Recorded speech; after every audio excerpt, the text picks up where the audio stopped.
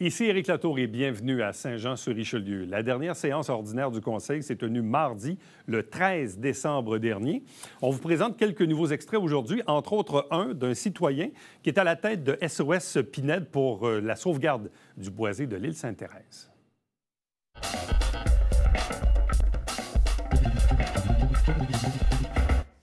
Le premier sur la liste, c'est M. Mario Bélanger.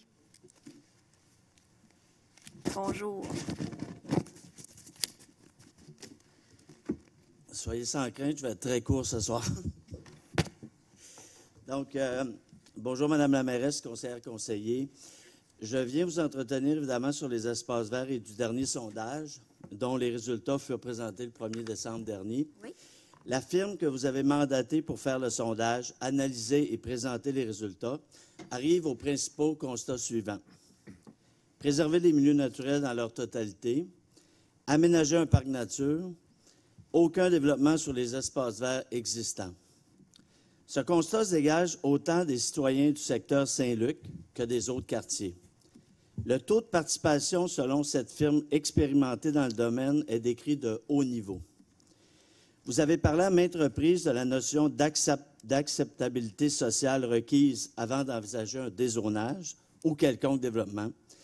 Il apparaît clairement qu'il n'y a pas d'acceptabilité de toucher à ces espaces verts, dont les golfs, pour quelque développement résidentiel que ce soit. Toutefois, à moins d'avis contraire de votre part, vous semblez maintenir de poursuivre des travaux de consultation par différentes étapes, telles des ateliers et ainsi de suite. Ces étapes vont engendrer du temps et de l'argent. Devant les résultats du sondage, ma question est simple. Pourquoi poursuivre ces consultations devant le message on ne peut plus clair de vos citoyens? Alors, M. Bélanger, je vais vous répondre. C'est parce qu'on veut vraiment, on veut donner la parole. Je sais qu'on n'a pas une grosse marge de manœuvre, ça, on l'a tous compris, là, mais on veut quand même laisser, on veut se rendre au bout de l'exercice de consultation en regard.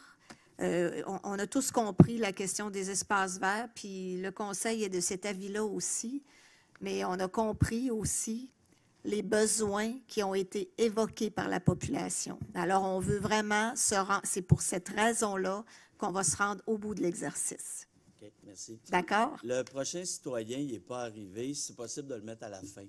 Bien, de toute façon, c'est 1 heure, la période de questions. Alors, si j'arrive à la fin, puis il reste du temps, il n'y a pas de souci. Monsieur Lemieux, merci. Il n'y a pas de souci. Merci. Moi, ma période est de 1 heure.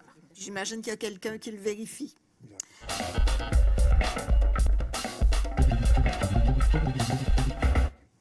Monsieur, le prochain, est-ce que c'était Guillaume Lemieux, c'est ça? OK, parfait. C'est vous qui avez écrit son nom. OK, c'est bon. On fait ça. Monsieur Mario Asselin? Il est parti. Il a quitté. C'est tout ça, oui? Il a quitté. Monsieur Asselin? Ah, M. Lemieux est là. OK, bon, bien, Monsieur Lemieux, je suis rendu à vous. Si vous n'êtes pas essoufflé, là, c'est votre tour. Comme au théâtre, il arrive. Il arrive en même temps que la scène. Alors, c'est Monsieur Guillaume Lemieux. Bon, bien, bonsoir. Vous m'entendez bien? Oui. Bon, écoutez, super. Désolé d'arriver en retard. Je vous écoutais en différé. Il n'y a pas de souci. Question de gardienne, c'est ça. Bon, ben, Je comprends ça. pas facile, hein? Non.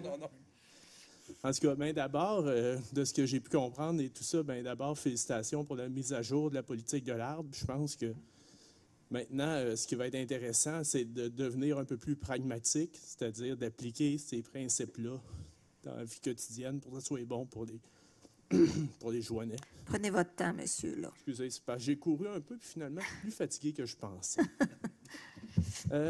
Par le biais du web aussi, j'ai écouté beaucoup la majorité des séances du Conseil. Je trouve ça bien. Je trouve ça bien de faire ça sur le web.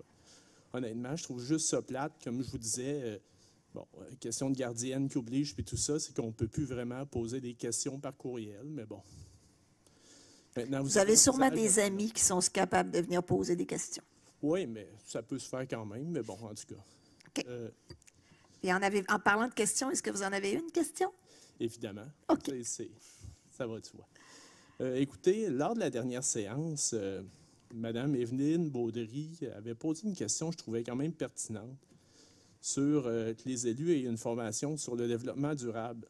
Je ne viens pas du milieu environnemental, mais je me considère quand même assez conscientisé. Puis je jugeais que c'est une très bonne idée de la part de Mme Baudry, avec tous les défis, justement, sociaux, économiques, environnementaux auxquels la Ville est confrontée. Puis en plus de ça, bien, après ça, il y a un tour de table, puis il y a plein de choses qui se sont dites, puis il y a beaucoup de choses aussi qui se sont dites dans la dernière année au niveau des milieux verts et la valeur environnementale de ces derniers. Puis je trouve que, honnêtement, tout le monde a une bonne volonté, tout le monde fait élire pour bien faire, mais je pense que ce dossier-là, je pense que ça devrait nécessiter un peu plus de rigueur. Quand j'ai entendu le tour de table des conseillers qui mentionnaient que, regardez, pour bien faire, oui, on se renseigne à la télé, dans les médias et ces choses-là, que les gens ont tous des visions différentes du développement durable, ça ne devrait pas nécessairement, puis je ne pense pas qu'on devrait attendre non plus que l'UMQ offre une formation de même. Je pense qu'il faudrait prendre le leadership là-dedans, parce que quand on entend comment que je pourrais dire, des gens qui ont toutes des opinions divergentes là-dedans, bien, en tant que citoyen, moi, en tant que d'autres personnes également conscientisées, bien, je trouve que ça nourrit énormément le cynisme. Ça nourrit le cynisme de la population. Avez-vous une question? Donc, ma question était, vous savez, il y a une définition du développement durable, puis cette définition-là date de 1987, qui se dit que c'est un développement qui répond aux besoins du présent sans compromettre la capacité des générations futures à répondre aux leurs. Je me serais attendu à ce genre de réponse-là. Donc, ma question est, croyez-vous que ça serait vraiment pertinent? Moi, je crois que oui, que les élus aient une formation sur le développement durable. Je pense que ça devrait se faire. Je pense que ça devrait être de quoi? Ça devrait être dès le départ. Oh, c'est ça ma votre première question. J'aimerais. Croyez-vous? Moi, j'y crois. Attention, vous avez droit à une question. Là, vous me l'avez posée. Là. Croyez-vous que ce soit pertinent que Puis la réponse est oui. Là. La seule chose, c'est l'origine des formations qui n'est pas toute la même pour tout le monde. Je ne peux pas forcer personne à prendre les mêmes formations. Puis, oui, on suit des formations sur le développement durable, mais on en suit sur la communication, on en suit sur la gestion des ressources humaines, on en suit sur... on aura des formations aussi. On parle beaucoup de DDM, PPC-moi, usage conditionnel. On a des formations sur l'urbanisme aussi. On s'entend que les conseillers municipaux, on est des généralistes. On essaye de traduire, on a été élu par la population qu'on représente. Oui, on sait que la population veut qu'on investisse dans le développement durable, mais la population, on a aussi des besoins en logement, en garderie, en infrastructures sportives. Il faut renouveler nos infrastructures, évidemment, à cause aussi de l'adaptation au changement climatique. Alors, ça fait partie de l'ensemble des préoccupations. Toutefois, pour ces sujets-là, on a des employés, on a des directeurs de services qui sont aussi des spécialistes là-dedans. Alors, mais je ne forcerai jamais personne à prendre une formation plutôt qu'une autre. Ça, je ne le ferai pas. Mais oui, absolument, il faut se former au niveau environnemental, je suis d'accord avec vous. Puis il va même avoir dans le Haut-Richelieu une symbiose industrielle dans l'objectif de développer l'économie circulaire. Merci, Jessica. J'étais là, le commerce. Non, c'est pas ça. L'économie circulaire, on va même développer ça. Je pense qu'on fait des efforts dans toutes les directions. Est-ce qu'on en fait assez? La réponse est non. Le gouvernement du Québec n'en fait pas assez non plus. La COP 15, il y aura plein de bonnes intentions, ils n'en feront pas non plus. Mais je pense que pour ce qui est de la formation, on en prend tous. Soyez pas inquiets. OK. Puis, bon, j'ai juste un deuxième point également. Allez-y rapidement. Oui, OK. Ça serait apprécié. J'ai écrit à ma conseillère, Mme Lehoux, le 4 août dernier. Ma lettre s'est aussi ramassée dans le Canada français. Je n'ai jamais eu de réponse. Ça serait apprécié d'avoir des réponses parfois, là. C'est Mais, difficile, ça. Moi, je veux vous dire, parce que moi aussi, je reçois des correspondances. Je les reçois ici à la mairie. Puis je m'excuse, Madame Lehaut, vous seriez certainement capable de répondre. Moi, je reçois des lettres. Ces lettres-là sont envoyées au Canada français, mais à partir du moment où ces lettres-là sont rendues en public, je ne me sens pas dans l'obligation de répondre parce que j'ai même pas eu la chance de répondre. OK. Alors, je ne sais pas, Mme Lehaut, comment Si elle je voit peux ça. juste Là. mentionner, je l'ai envoyé le 4 août. Ma lettre a paru dans le Canada français le 29 septembre. Là. Il y a quand même. Il faut 8 comprendre aussi, il y a une période. Écoutez, c'est parfait. Je pense que c'est noté. semaines. OK, ça sera apprécié. Absolument. Merci, Monsieur Lemieux.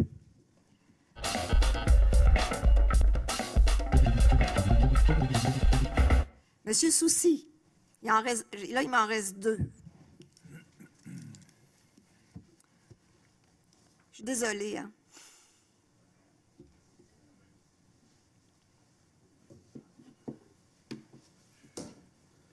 Bonjour. Bonjour, Monsieur Soucy. La question devrait arriver rapidement, mais il y en a plus qu'une, par exemple. Ben, comme c'est là, ça va m'en prendre une, là. Et si je peux répondre vite, va peut-être bien autoriser une deuxième. Super. Est-ce normal, selon vous, que le groupe citoyen SOS Boisé de la Pinède, qui porte le dossier de la conservation de la Pinède et de l'ancien camping Pain-Vert depuis près de 3 ans, soit tenu à l'écart du dossier depuis plus d'1 an? Il s'agit pourtant d'un des enjeux principaux du district 12, si ce n'est pas l'enjeu principal. Nous n'avons pas été informés d'aucun avancement concret dans le dossier depuis la dernière élection. Certes, nous sommes présents au comité environnement et développement durable, mais l'enjeu reste absent au comité. Notre présence semble avoir été demandée que pour bien paraître seulement. Quand allez-vous réaliser votre promesse faite en campagne électorale, et je vous cite, Madame la mairesse, de conserver la Pinède et les boisés de l'ancien camping coûte que coûte? Nous ne cessons de vous tendre la main depuis le début de votre mandat, mais vous ne faites que vous éloigner. Quand allez-vous répondre aux citoyens sur l'avancement de la protection de la Pinède et de l'ancien camping? Moi, je vais vous répondre. Ça fait 1 an qu'on est élu, puis on a rencontré plusieurs personnes à ce sujet-là. On essaye de trouver une façon, parce que les dizaines de millions que ça me prendrait pour me procurer la Pinède, on les a pas. Alors, on essaye de trouver une façon. C'est la seule chose que je peux vous répondre à ce moment-ci. Pourtant, tantôt, on vote pour mettre sur 20 ans pour refaire le rond-point Douglas.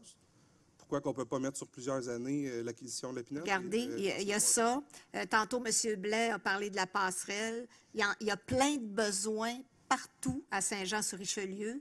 Puis je dirais, au début, je disais, on fait un peu de rattrapage, là, je vais dire ça comme ça, mais je ne pourrais pas vous répondre plus que ça pour ce soir, monsieur, pour le boisé de la Pinède.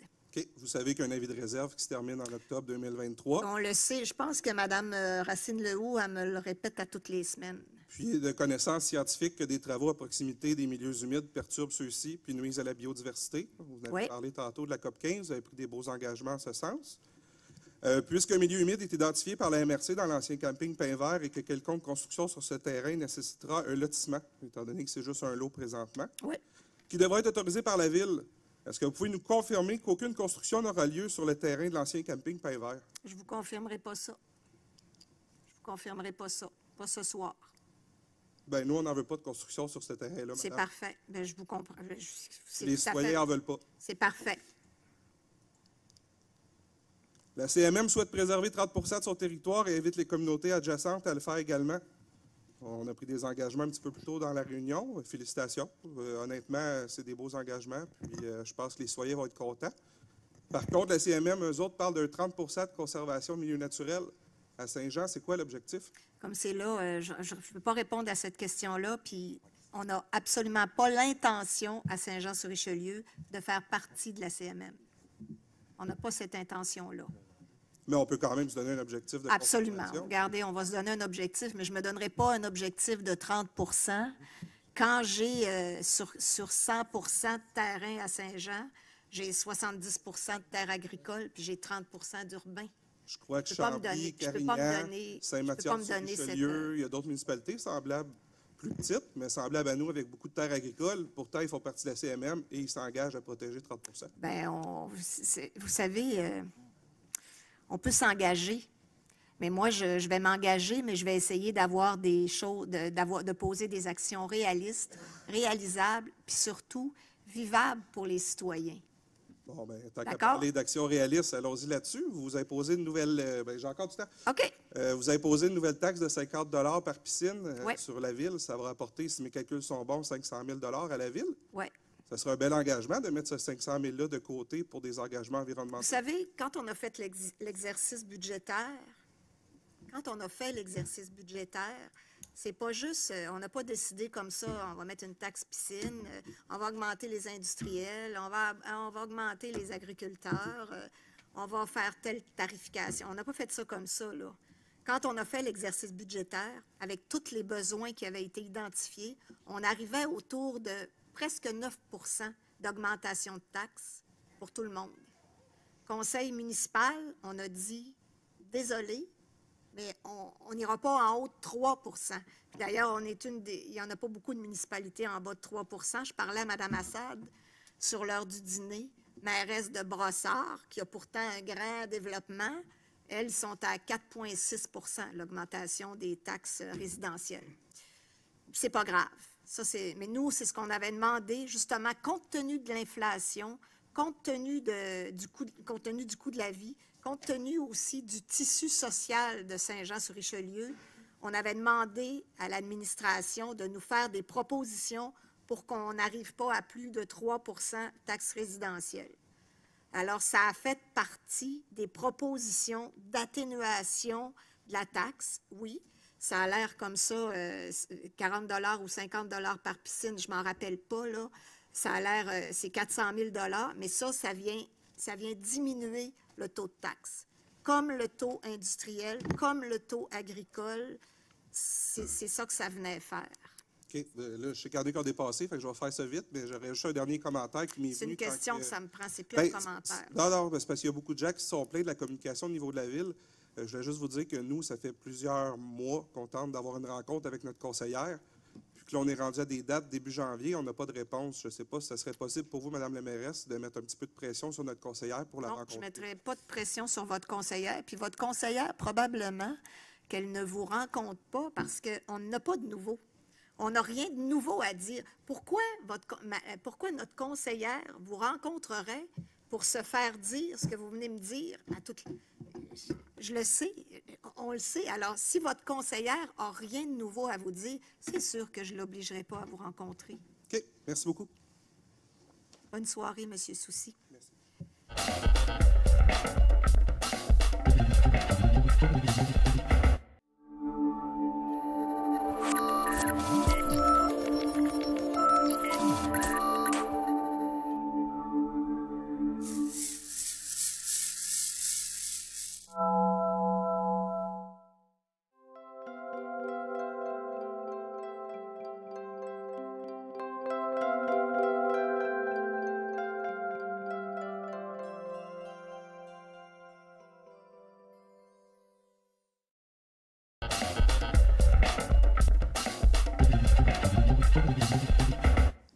Madame Poisson, District 6. Oui, bonsoir tout le monde. Alors, moi, j'ai juste 2 petits points. Je vais faire du pouce sur un peu M. Fontaine pour dire que vendredi passé, l'équipe de la Ville de Saint-Jean est allée faire Opération Nez Rouge. On avait au-delà d'une dizaine d'équipes. Alors, il y avait des directeurs, des employés, des élus, et c'était vraiment le fun. C'était une belle soirée. N'hésitez pas à appeler Nez Rouge si vous avez besoin d'un transport. On va partout, hein, Jérémy? On va assez loin aussi. Oui. Alors, on va mener les gens, même s'ils sont chez vous, puis ils restent à la Chine, on va aller les mener à la Chine. Là. Alors, on est mieux de prendre Opération Nez Rouge. C'est des gens qui sont sympathiques, sont formés. Puis à ce moment-là, tout le monde va rester en vie, puis on va passer un beau temps des fêtes. Puis le reste, bien, moi, je voulais juste prendre le temps de vous souhaiter un joyeux Noël. Le temps des fêtes, c'est des moments magiques où on peut se rassembler en famille et entre amis. Ça nous laisse, après ça, des souvenirs mémorables quand on passe une belle période des fêtes. Je souhaite également une bonne année 2023. Je vous dirais du bonheur au quotidien, des belles réussites et surtout de la santé à profusion. Je pense que tant qu'on a ça, on peut faire un bon bout de chemin. Alors, un bon retour.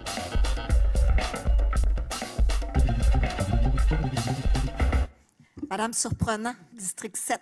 De mon côté, j'ai pas de point pour ce soir, alors je vais vraiment juste étendre mes vœux pour des joyeuses fêtes à tous et principalement aux gens du district 7. J'aimerais également souligner l'apport que tous les gens qui vont travailler dans le temps des fêtes ont pour nous permettre, dans le fond, de célébrer en famille. Pendant longtemps, j'ai moi-même travaillé les fins de semaine et tout, et la nuit de Noël, etc. Je suis chanceuse, je suis dans une position où je n'ai plus à le faire aujourd'hui, mais je pense à vous qui le faites, les travailleurs de la santé, la police, n'importe qui travaille dans des services essentiels ou même moins essentiels. En tout cas, on pense à vous quand même. Puis j'espère que malgré le fait que vous travaillez dans le temps des fêtes, mais vous allez quand même avoir un petit peu de temps là, pour en profiter un peu puis voir les gens que vous aimez. Donc, joyeuses fêtes. Merci, Madame Surprenant. Monsieur Savard, district 8. Merci. Je n'ai pas de point, mais évidemment, on peut faire du pouce sur ce qu'un collègue dit, entre autres, pour souhaiter bon temps des fêtes à tous les citoyens de Saint-Jean et, entre autres, aussi les employés de la ville qui vont avoir l'obligation de garder le fort durant cette période des fêtes. On s'entend que si la température nous le permet, un bel hiver enneigé, c'est agréable, mais il reste quand même que de la maintenance à faire, l'entretien et tout ce qui suit, évidemment, puis certains cas des coupures d'eau. Donc, à ces gens-là, je leur souhaite un bon temps des fêtes, tout en gardant le travail dans leur fonction. Autre point, bien évidemment, le 4 décembre, il y a eu la guignolée. Donc, je remercie tous les bénévoles qui ont pu participer, puis les gens qui ont remis à cette occasion-là. Je pense que c'était d'un grand aide à certaines personnes. Donc, c'est un organisme qui est très généreuse puis qui remettent beaucoup. Donc, je tiens à leur féliciter pour les organisateurs aussi que les bénévoles qui ont participé. Alors, je n'ai pas d'autres points. Je vous souhaite tout un bon temps des fêtes. Et, bonne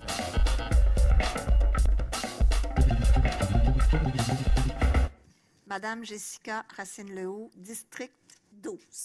Oui, merci. Alors, moi, je voulais donner un peu plus de contexte sur des points qui ont été faits ce soir. Ce soir, en fait, il est arrivé à tout moins, bien, il est arrivé plusieurs grandes choses, mais j'aimerais revenir principalement sur deux. Donc, la première, c'est que ce soir, au point 6.9 de l'ordre du jour, nous nous sommes engagés comme 47 autres villes. Nous nous sommes alors engagés dans 15 actions qui visent à protéger la biodiversité. Et tel qu'a dit la mairesse de Montréal, les villes sont des acteurs clés pour mettre en place des solutions pour protéger la biodiversité. C'est ce qu'on entend faire et c'est ce qu'on est déjà en train de faire. Nous suivons ainsi les grandes villes mondiales telles que Londres, Paris, Glasgow, Copenhague, mais aussi plus proche de nous, Québec, Laval, Longueuil et Sherbrooke notamment. Dans cette lignée aussi, à soir, on a annoncé l'adoption de la politique de l'arbre. La politique de l'arbre, je vais quand même souligner qu'elle résulte d'une analyse très compétente et exhaustive des meilleures pratiques au Québec et des autres politiques de l'arbre dans d'autres villes. Et il est à comprendre que des gestes concrets s'en viennent et qui vont découler de cette politique. Une autre nouvelle aussi qui est à venir, c'est qu'une consultation publique est à venir en lien avec le plan d'adaptation au changement climatique. Il va y avoir une date qui va être choisie bientôt et celle-ci sera communiquée bientôt. Et puis, bien, pour moi, ça fait le tour de mes points. Je vous souhaite un excellent temps des fêtes. Et pour faire écho à ma collègue Patricia, n'hésitez surtout pas à utiliser nez rouge, ça nous a fait une belle soirée.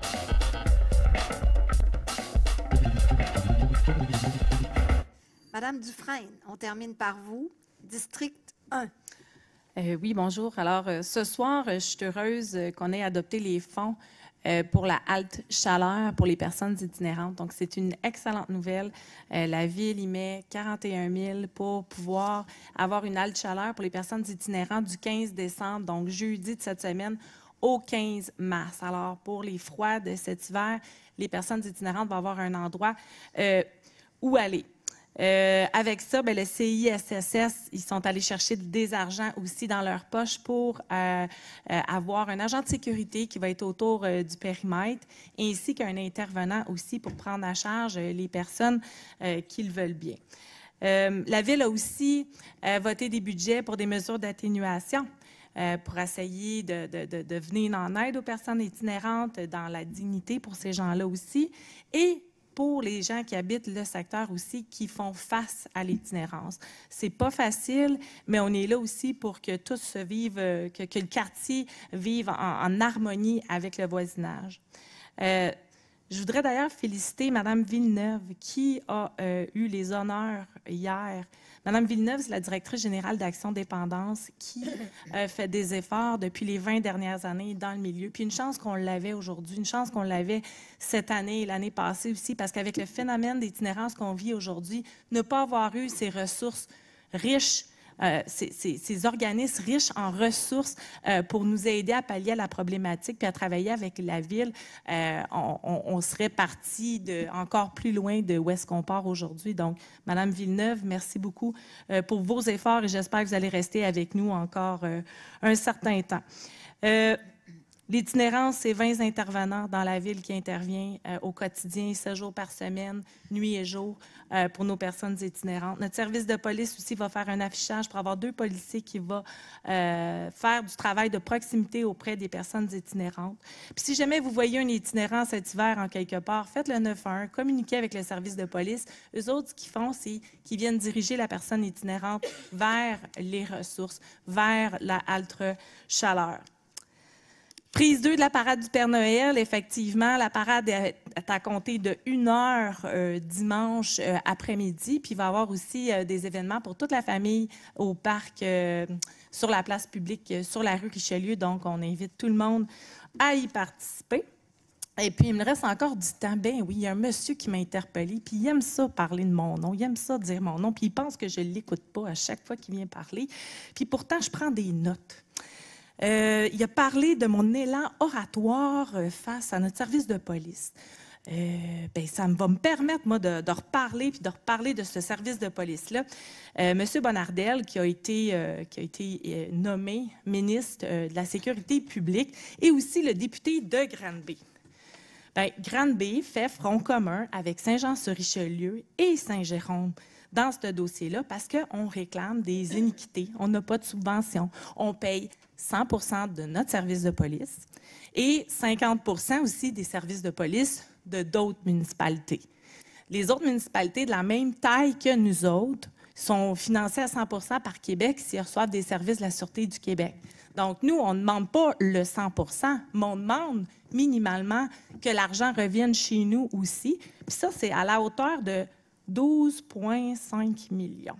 Donc, mon travail ici, je suis payée pour faire un travail, mais si je suis capable d'être payée pour faire un travail, pour faire rentrer de l'argent dans ma municipalité, là, je vais pouvoir dire que je suis un employé payant. Donc, monsieur, si jamais vous avez d'autres questions, je peux vous envoyer toutes sortes d'articles par rapport à ce front commun-là, puis ce qu'on questionne par rapport au service de police. Puis on l'adore, notre service de police, comme vous voyez, il travaille fort auprès de l'itinérance puis d'autres dossiers au centre-ville.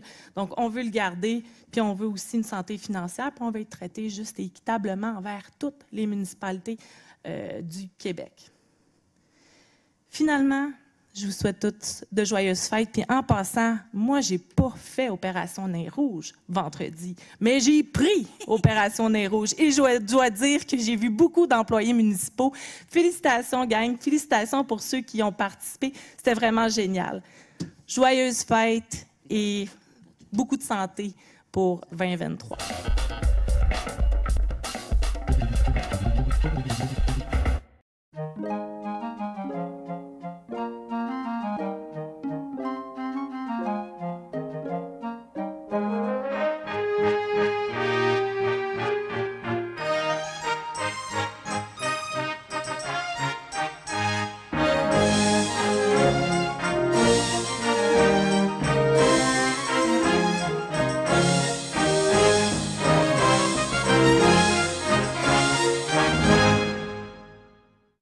Merci d'avoir été là. On se fixe rendez-vous pour une prochaine émission de Saint-Jean-sur-Richelieu où on va vous présenter de nouveaux extraits de cette séance régulière du mardi 13 décembre 2022. Entre-temps, commentaires, questions, suggestions par courriel. Éric Latour en un mot à commercial.tvhr9.com.